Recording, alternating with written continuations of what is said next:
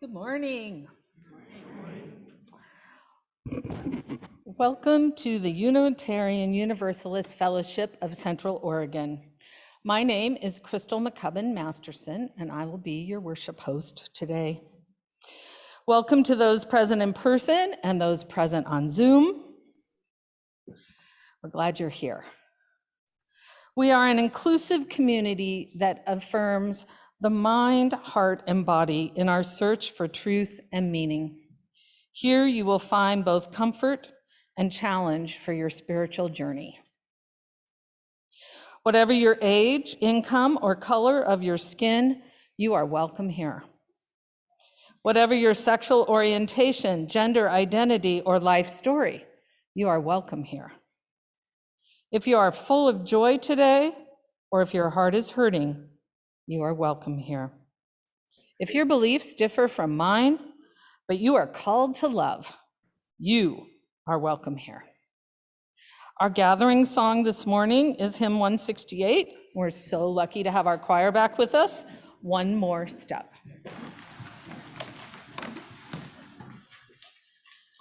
One more step.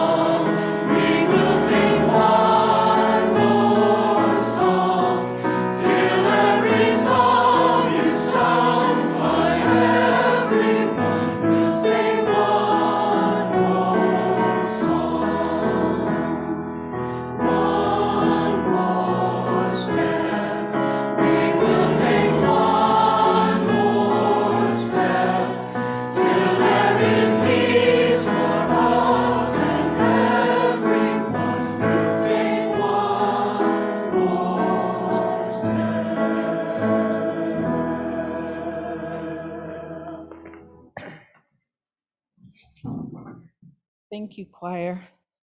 Our opening words today are from Marge Piercy, To Be of Use.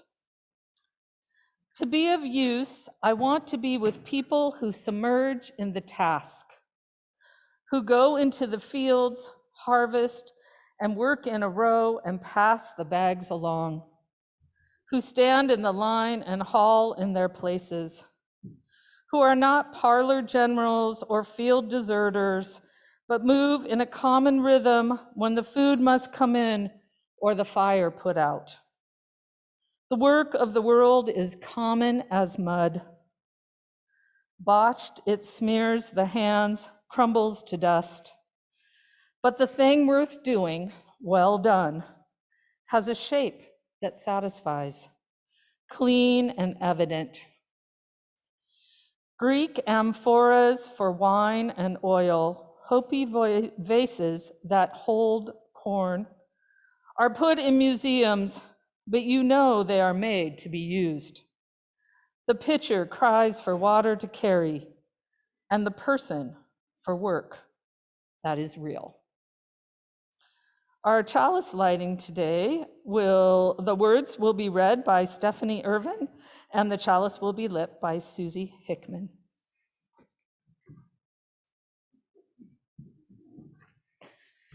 Our chalice lighting words today are by Margaret Mead.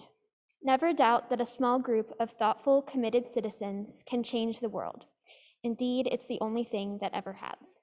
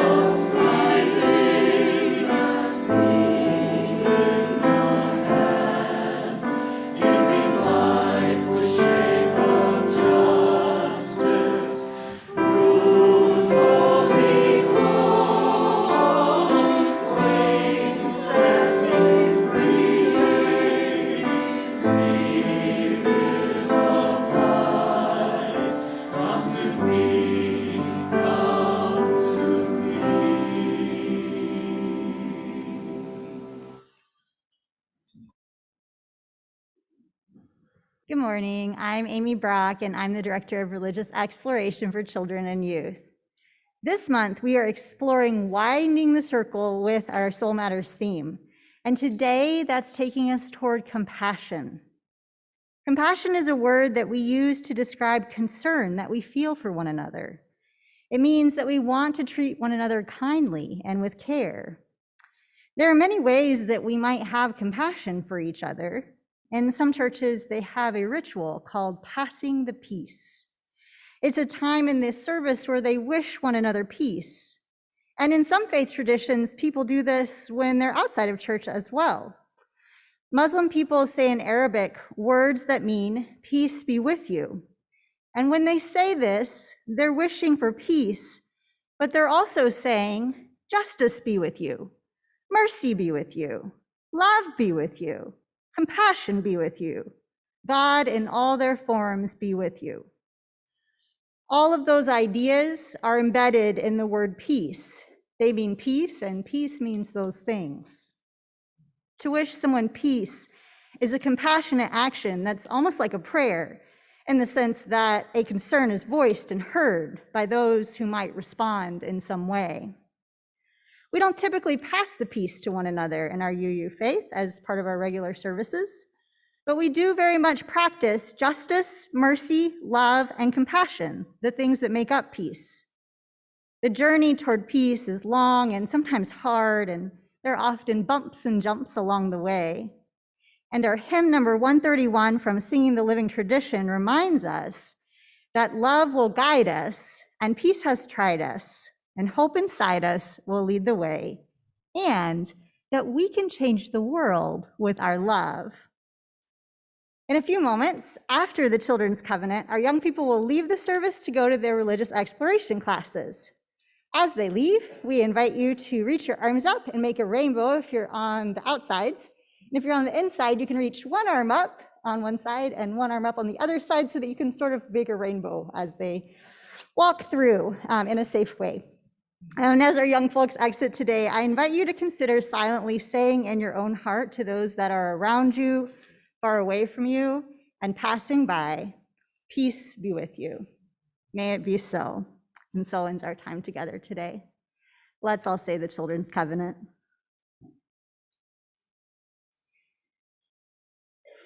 In this place, I am kind. In this place, I am loving. In this place, I am a friend to the earth and all animals and people. In this place, I am loved.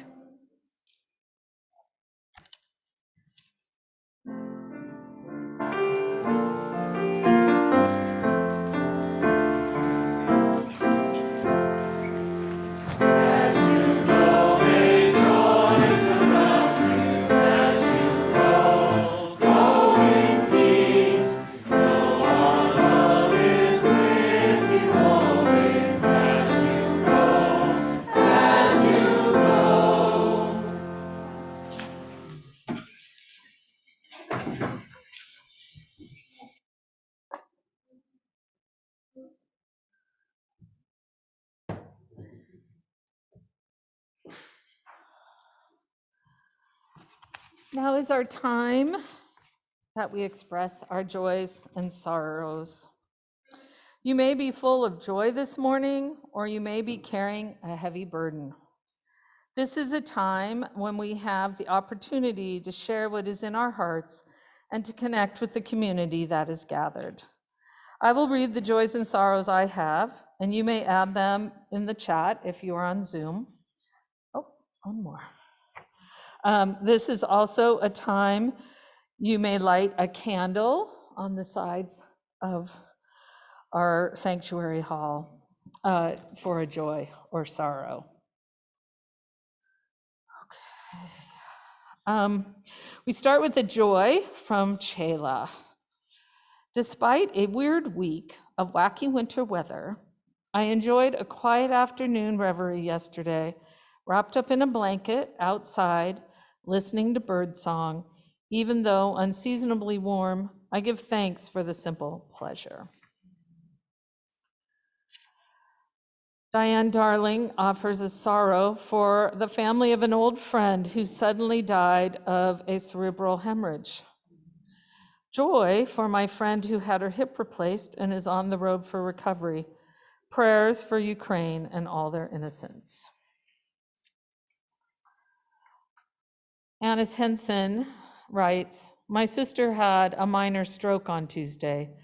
She is home in Corvallis, Montana, where she cares for her husband, Tom, who has late-stage diabetes.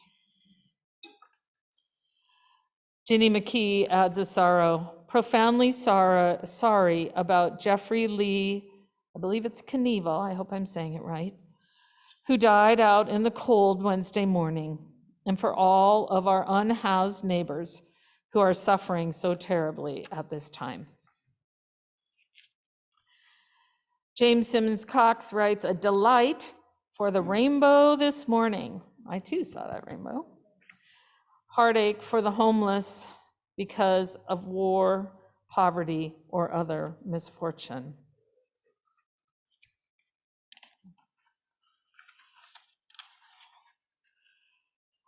Robin Johnson offers a joy for my baby cousin. She had a gorgeous wedding last weekend. May her marriage be all she dreams for it. What a lovely thought. And Gwen and David Baker, y'all, I think I'm not saying that right, Gwen, sorry. Our hearts are with the people of Ukraine, and our amazing pastor has some words. Last night, that was their opening. They chose to pause and honor the people of Ukraine and hold them in their hearts. Indeed, someone might bomb a country, bomb a people, but they cannot bomb a spirit or a history. And so our world feels a little less safe than it might have 2 days ago. Russia has invaded Ukraine, and lives have been lost. People are hiding, people are fleeing. And those of us who have family or connections to Eastern Europe might be feeling particularly anxious this morning as events unfold. But all of us with hearts of compassion, we might be experiencing this kind of free-floating anxiety and dread as we're confronted with the human toll of war.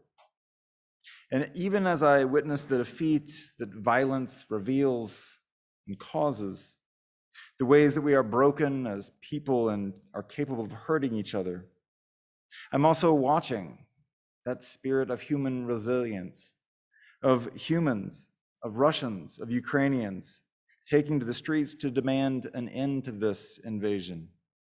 This kind of courageousness that I would never wish upon anyone, but is staggering to witness nonetheless. May they never experience that love is distant from their own hearts. And it has just been a hard week in general. This week in Texas and in Florida, the news that exclusivity and narrow-mindedness are being legislated, endangering the lives of young gay and transgender children. May they know that they are loved by people from afar that they will never know, but we support them nonetheless. And it's been 10 years since Trayvon Martin was killed, a young Black life lost, which sparked a new iteration of righteous rage and love in this country, bringing forth the Black Lives Matter movement.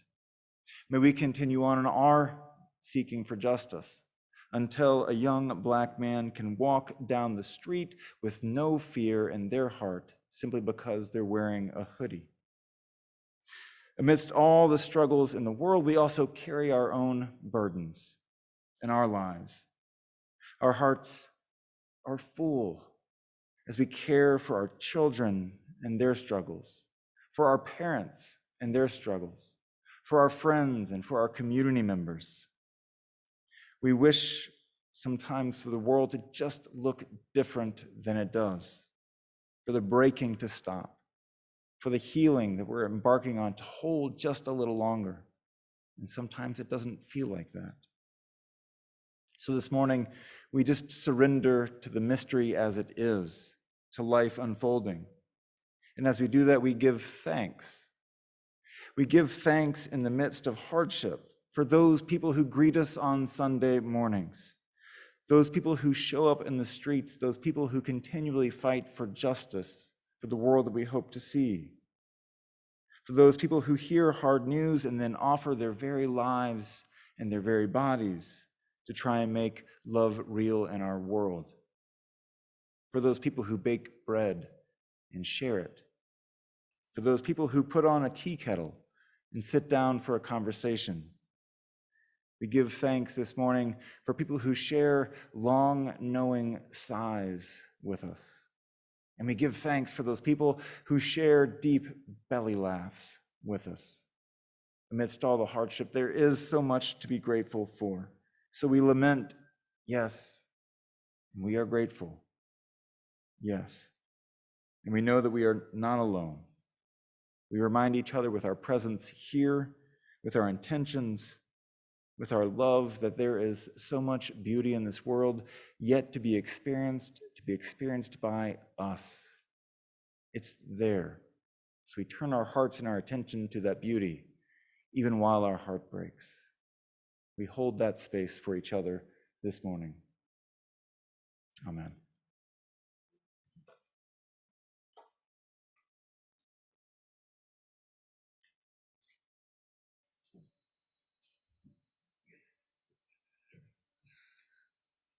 Now is the time we will take the offering to sustain and support the work of our fellowship.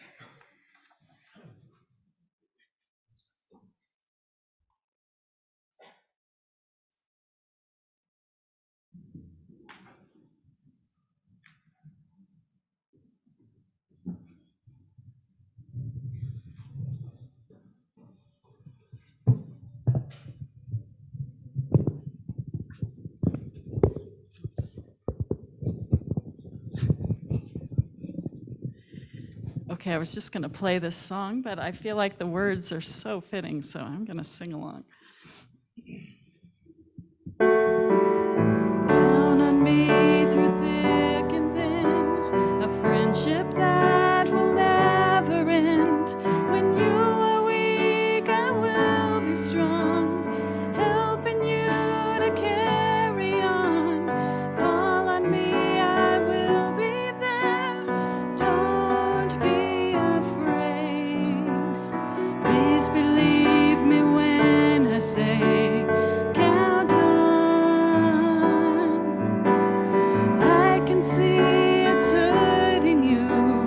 I can feel your pain. It's hard to see the sunshine through the rain. I know sometimes it seems as if we're never gonna end, but you'll get through it. Just don't give in, 'cause you can count on me through thick and thin, a friendship that will never end. When you are weak, I will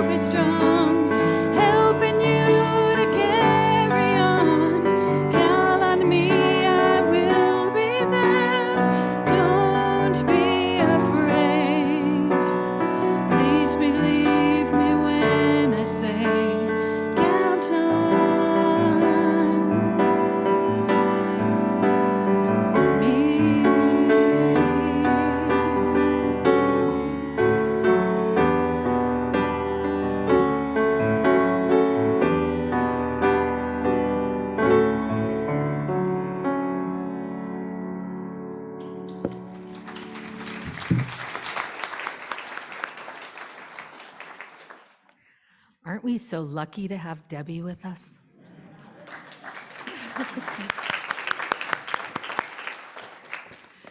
We're also lucky because we have a wonderful speaker this morning.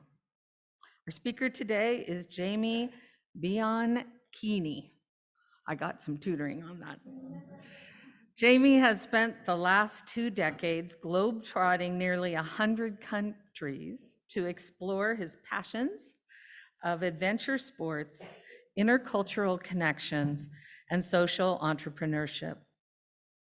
Jamie will share his experiences and experiments conducted along the journey with us today. He lives and works here in Bend as a speaker and consultant to help organizations and businesses find innovative ways to solve our most challenging social and environmental issues. Fun fact, I love this fun fact. Jamie was featured in the Who's Who in America 2020 book, and he is sandwiched between Joe Biden and Justin Bieber.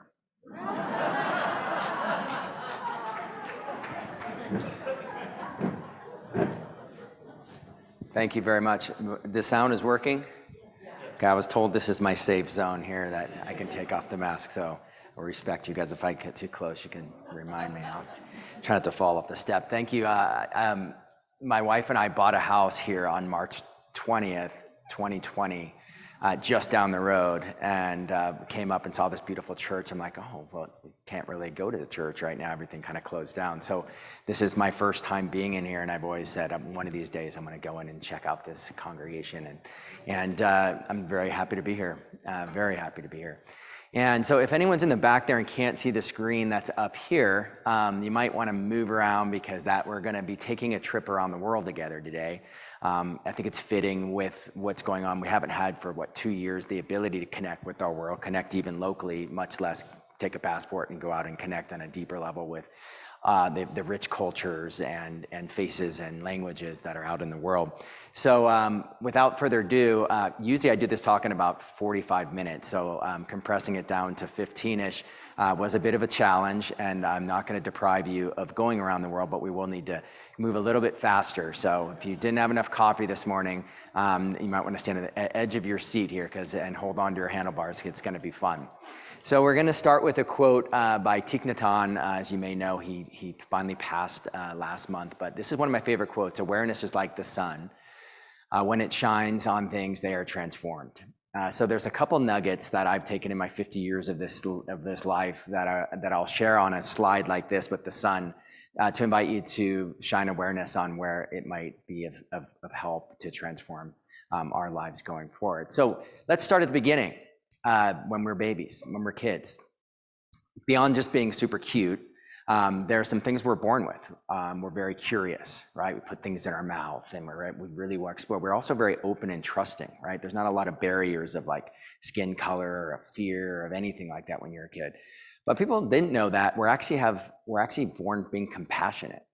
It's actually something we're born with. A lot of people didn't know that, and actually science actually backs us up, since we're a science-based congregation here. There's been a lot of science that actually back up that we're actually born with a compassionate instinct. So if you get injured or you're sad, a child will come up and console you naturally, which is a really beautiful thing. That's what I'm gonna explore. I'm gonna share my journey with compassion in my life and see if this adventure affects you in any way. This is me. I'm not quite as cute as that other baby. That's me when I was exploring as a little kid. I was also very curious, loved touching things, of moving different places.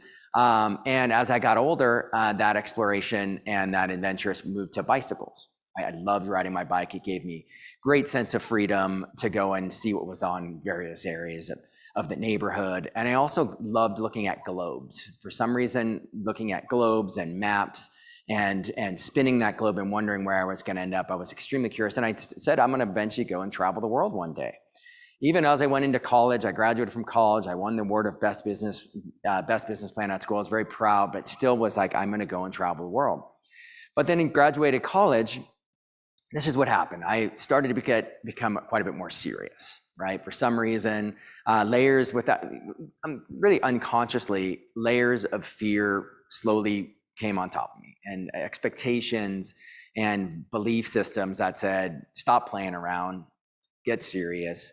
You need to make money. You need to, prove yourself out in the market. If you want to attract a wife, all these different beliefs that I just went out and put my head down, and I stopped riding my bike. I stopped playing. It didn't have that compassion in there. I didn't really think about much other people, quite frankly, than me.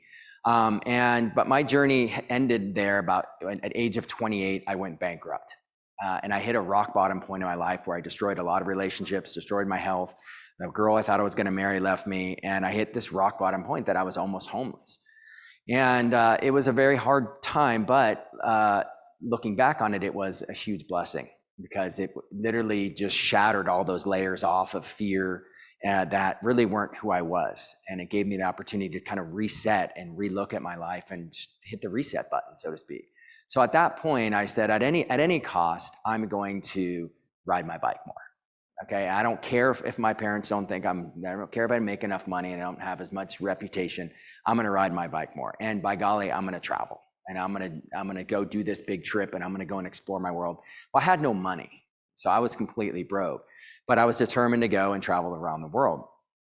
And so the third thing that happened was something moved in me that said, at any cost, I'm gonna have a life of significance. I'm gonna do something, I didn't know what, but I'm gonna do something to be of service. And that was maybe that layers of fear that let that natural compassion start to kind of flourish. And I'm like, okay, I don't know what it is, but I started telling everyone, my family, my friends, I'm gonna go around the world by bike. I'm gonna go around the world by bike. I don't know how, but I'm gonna do it.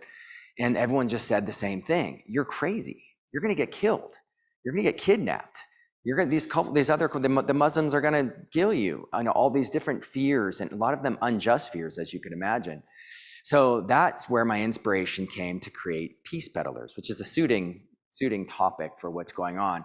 I had no idea how a trip around the world by bike was going to create peace. I just created a logo, recruited my best friend Garrick, and we created a website, and we started going out with no money, telling sponsors, you should sponsor us because we're going to go create peace on bikes. And they said, I don't get it. How are you going to create peace on bikes? And we didn't know how we were going to create peace on bikes, but we said we're going to do it in some way. Well, out of that intention and out of that vision came inspiration, as it does. My friend Garrick said, what if we took tandem bikes? Instead of mountain bikes, we took 2-seat bikes, we rode the front seats, and we picked up strangers, and a gesture of peace and friendship. And I was like, that's a cool idea. That would help us manifest this vision of peace, right? We're picking up different cultures and religious barriers and language barriers and skin colors. This would be great. But at the same time, I said, how are we going to take tandem bikes down our single track trails? It's just not possible.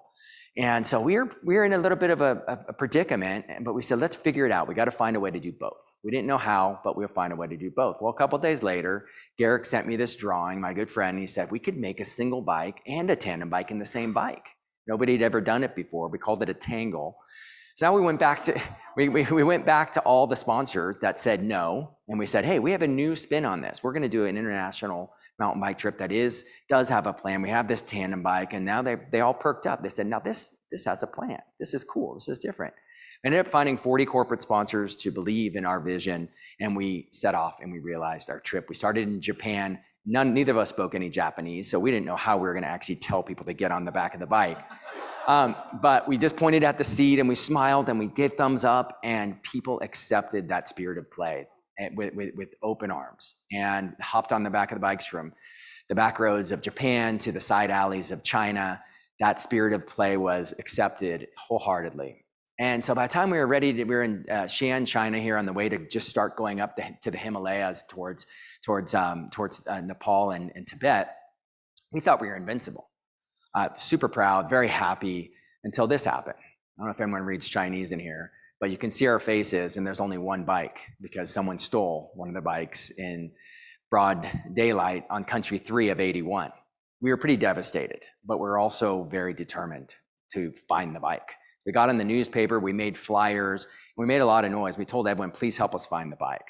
Well, someone knocked on our door, and it was this man right here, and he took us out to dinner. It was the Xi'an Police Department chief of police. And he took us over, and he had this big meal set out, and he looked across, and he said, Jamie, Garrick, we're going to find your bikes. And we're like, oh, you found them? You found them? He said, no, we didn't find them. We'll find them, but only if you promise not to go to the media again. You can't go to the newspaper again. And I said, well, okay, tell me why, what happened anyways? Just tell me. he said, well, when that article came out, so many people from the Xi'an community called the police department to complain and tell us to find your bike, that we couldn't make or receive phone calls for 2 days. So I still get chills when I tell this story, because it was our first time that we had massive doses of compassion from total strangers who heard our story, saw our pain, saw our sadness, and made an action, right? And that compassion helped the police do the first ever sting operation for a stolen bike in China, and found the bike being sold for $45, and we were get back on the bike again. So we made our way, this is Garrick's first rider, as we made our way up to China, up towards Tibet. And every time, and we were able to realize our dream to mountain bike, that's Mount Everest in the background, to realize our dream to mountain bike the Everest region. And every time we were cold and wet, going over the Himalayas, going from 14, 15,000 foot passes, people would bring us in. They would get us warm, get us wet yak butter tea, let us dry off. When I was sick, which happened quite a bit, people that were strangers would come and be by my side. They'd bring me food, they'd bring me medicine, total strangers. That started to, again, peel layers. So Garrick and I started, well, what could we do for, to kind of pay it back? So we started looking for ways. We found some toys and brought them to orphanages and started giving rides to orphans along the way to bring smiles along the way. And this is another area that I found to be quite fascinating, because I experienced it. That is an actual scientific fact, that we're born with a brain that creates personal joy when you help and give. So the brain, not only are we wired as kids, as babies, to have a natural, innate, compassionate instinct, but also we feel better and have the same firing in our brains when we give, which is an amazing way that we've been created as a human species. So we were able to experience that as we went out and gave rides, hundreds of rides out to orphans, and brought, this is a blind man in Thailand who had never been on a bike, and being able to listen to how he experiences wind in his face going through the streets of Thailand. So I was having as much fun, obviously, as they were having. And it was a beautiful, beautiful journy. And when I was in trouble, like in Fiji and lost and broken bikes, people would take us in. Lost in the middle of the back countries of Australia, people would take me home, make sure I was safe. So that compassion was it was an incredible experience. So by the time I finished Asia and Oceania, this inspiration came to me when I was in a plane. For some reason, I always cry on planes for some reason, I don't know why. But I came up with this idea, like, live big, give big. And it was this little simple motto that I decided to bring into it. And it was like, I felt like I was already living big, having a great expedition around the world. But I was like, what if we could just, the same intention and power I put into my own personal things, push it into, like, how big could we give? How big could I give? And just made this simple motto. And I said, I'm going to take that as we move forward. And so to do that, I created this thing called the Giving Radar. And it was my own visual thing that I did. I said, I'll just wake up in the morning, click on the Giving Radar, and see what happens. Like, and that was part of the adventure. Didn't know what it was going to do, but I had Africa to do. I was a 22 country tour of Africa. Very scary, because I was by myself. My friend Garrick had an accident, so I was by myself going through the African continent through 22 countries in 2 years. The Giving Radar went off, and I found that African families spend up to 20% of their family budget just on transportation. A lot of it is getting their kids to and from school. So we made bracelets. I decided to make bracelets that said "Live Big, Give Big" on it. And we sold a whole bunch of bracelets, and were able to donate 100 bikes to give the gift of freedom and mobility to kids out in Kailesha. And it was as rewarding for me as it was for them, as you can imagine. So with this Give Big Radar, we kept on, started making my way through Africa, riding with the African people. And when I was lost or on the wrong road that was dangerous, or scared, or by myself, people would come. If my bike was broken, people would come out of the woodworks and help me keep me going. If I was lost, people would come and help guide me my way. And I was able to just, again, have this awesome connection out into the world. The Giving Radar came on again when I was planning to continue up through sub-Saharan Africa, and found out that 1 million people die every year of malaria. And these are the communities that I was going to be traveling through, the ones that were embracing me. So I was like, I got to do something. I didn't know what to do. I wasn't a doctor. I didn't know how to administer malaria. I just knew that there was a problem. So this is another kind of nugget that I learned earlier in life, and I wanted to share with you for what it's worth. I call it the comfort zone. People have probably heard this before, but I'll share it, like, my experience with it. Everything inside of this circle is things that we're comfortable with. right? Types of people we like, types of jobs we like to do, the types of sports we like to do, types of activity. So, you know, anything that's inside the comfort zone tends to be things that we're already good at or feel comfortable with. Things that are outside of the comfort zone make us scared. They're a little scary because we don't know what they are. They're scary things that, and for me, in this case, all the things that were outside there, like I'm not a doctor. I don't know anything about malaria medication. I don't have a clinic. I'm not a nonprofit. All these things were scary of how I was going to do this. But what I realized was if I just were to just go out of it anyways, that the comfort zone is indeed elastic. So it stretches out and allows more things that you used to be afraid of not to be scary anymore. And that was driven by this compassion that was saying, I got to try to do my best to help these people. So we contacted Novartis, one of the largest pharmaceutical companies, and Panasonic, and they became much larger corporate sponsors to be able to now travel with thousands of doses of malaria medication to go into small remote villages and help elderly and kids not lose their lives during the malaria season that I was going through. And again, under the live big, give big kind of mentality I have, I never stopped, right? And I never stopped dancing and enjoying all the culture and the music. I never stopped my passion of surfing. And of course, I never stopped riding and mountain biking and all those things, right? I tried to keep that mentality. For me, it was an experiment. It was really kind of the world became my petri dish because I wanted to one day be able to share this and say it is possible to do them both. So that led me to a man named Innocent here in Uganda. Innocent had never been on a bike before, and he came on the bike and we built an awesome friendship on this ride. And he shared with me his dream. He said, I want to start a school for AIDS orphans and the needy in my community. He shared that when kids, parents would die of AIDS, which happened a lot out there, the kids would end up not getting educated in the fields. And he said, I really want to start this school. And again, back to the comfort zone, like starting a school for AIDS orphans and the needy while I was traveling by bike was way out of my comfort zone. Like I have no idea how I was going to do it. The easy thing to say would say, sorry, I don't know how to start a school. That's the easy thing to do, right? That would be in my comfort zone. But I said, we're going to figure it out. I have no idea how, but we'll figure it out. So I gave him $5 when we hugged goodbye. And I said, get an email account and send me a picture of what you think the school would look like. A couple of days later, he sent me this picture. This guy was serious about this.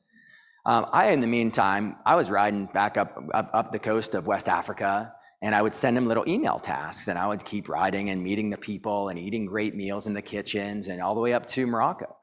And each of these times I'd send him these tasks, he would send me photos of updates. He found land donated, he found a board, he found building supplies donated by the community. I didn't have money to send him, right? But he just went and followed steps. And I carried on a 28-country tour of Europe. This is in Switzerland, all the way up to Scandinavia. I spent $500 in an 8-month tour of Europe, just staying with the local people. It was absolutely phenomenal. And at the same time, he found teachers and he found students while we were traveling around the world. So it was an absolutely awesome to see this kind of vision of Live Big, Give Big actually happening. So the last turn as I started making my way home was the Americas, right? Starting in South America. And one of my most exciting riders I picked up was a Spanish backpacker named Christina, who came on for a 16-kilometer bike ride. She loved, when I told her about what we were doing with the spirit of peace paddlers, she loved it. And the 16-kilometer ride ended up extending to 20 days. She got her own bike and joined me as we helped film and share the stories of connection between all these different cultures. And the Giving Radar came out again as I made my way to Bolivia and researched what's going on in Bolivia. There's 30% of Bolivians who don't have access to clean water. And so I said, well, this is actually a real water source where people get their water from. I said, well, I'd like to do something. I didn't know what, but I met a man named Bruno. So we're going to talk about Bruno. So I met a man named Bruno, and Bruno is a water engineer by trade. So that's the way the universe works. We all can tune into that. I said, I want to do something. I don't know how. And here comes Bruno, who's a water engineer. So he shared a community that carries water from water sources like that and stores it in sources like this to eat and cook. And people were getting sick and even dying from this. And again, talk about the comfort zone, bringing fresh water to a Bolivian community while traveling the world by bike. I didn't know how to do that, but he really wanted to do something about it. And he was my friend. So I said, well, let's figure it out. So we made a little bit of a plan. I kept riding on while he went and found a water source, tested the water, and found the community to go and build trench for miles and miles of trenches from where the water source to where the village was. And meanwhile, I kept riding. Christina, who was in the last frame, came back again, and we carried on all the way from Chile all the way up to Colombia. And by the time we parted ways, one of the biggest gifts of the ride was this boy right here named Luca. Here he is in the back right there. Christina and I conceived Luca on the way. And we were married soon after the ride was finished. And Christina and I were able to to get all the tubing raised to put into those trenches and bring together the water to the Ayango community. And this is the Good Hope School now. This is it's actually much bigger now, but that is Innocent and the School for AIDS Orphans and the Needy, which is alive and well today. And this is our family here, which the biggest gift is now having 3 kiddos and being able to live amongst this amazing community that we have here in Bend, Oregon, which we're very happy to be here. So I thought I would do some last takeaways to think and shine some awareness on as we leave today. Obviously, our innate compassion is something I think there's an opportunity to listen to that. And what does it feel like? For me, it felt like a longing for something more. Even though I had everything I thought I should always feel, but there was still a longing for something more. The joy of giving and helping that is available. Our comfort zone, we talked about that being elastic, and small, brave steps out of that comfort zone can lead to big things. And the openness to help and to be helped, and to reach out for help if there are things scary and we feel ourselves being drawn to do things that we may have thought about doing but never did. It's okay to ask for help, and it's okay to step up what we can do out there and live big, give big. It is possible. That's kind of what I do. My work right now is helping individuals, companies, and organizations do that. And I'm here to help. This is how to find me at my website there. And if there's any way that I can help anyone who's wanting to make any kind of leaps for something that's expanded with extended possibilities, that's my life work. So it's been a pleasure sharing the journey with you guys. I hope you enjoyed it. And I guess that's the end of it, huh? Thank you. Thank you.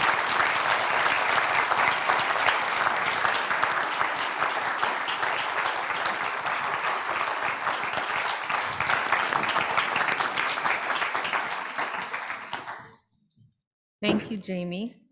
Our closing song today will be hymn 155, Circle Round for Freedom.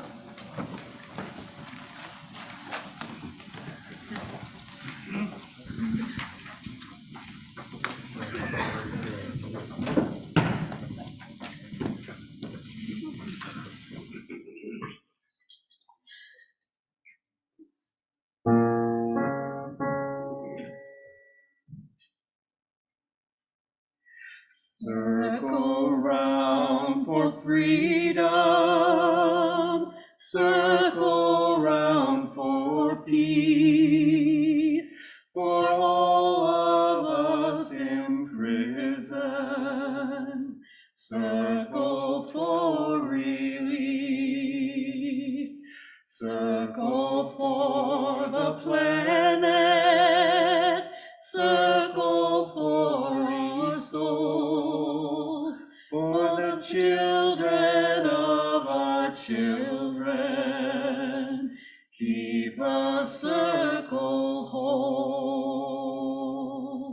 Circle round for freedom, circle round for peace, for all of us in prison, circle for release, circle for the planet, circle for each soul, for the children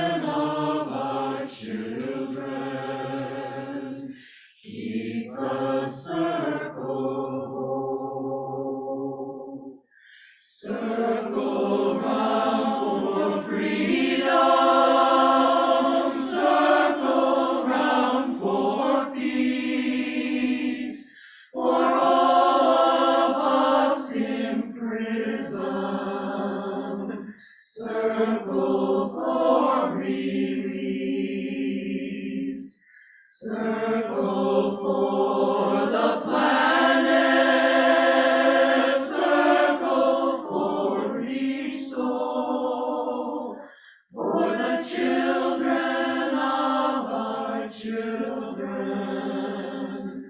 Keep the circle. Circle round for freedom. Circle round for peace. For all of us in prison. Circle for release. Circle for the planet. Circle for each soul. For the children of our children. Keep the circle whole. For the children of our children. Keep the circle whole. For the children of our children. Keep the circle whole.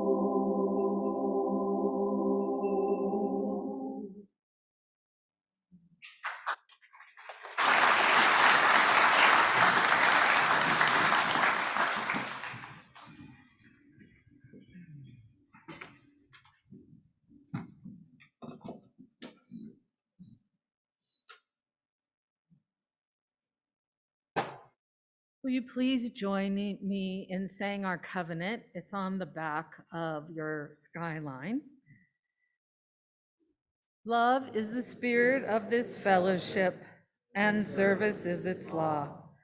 This is our covenant, to dwell together in peace, to seek the truth in love, and to help one another.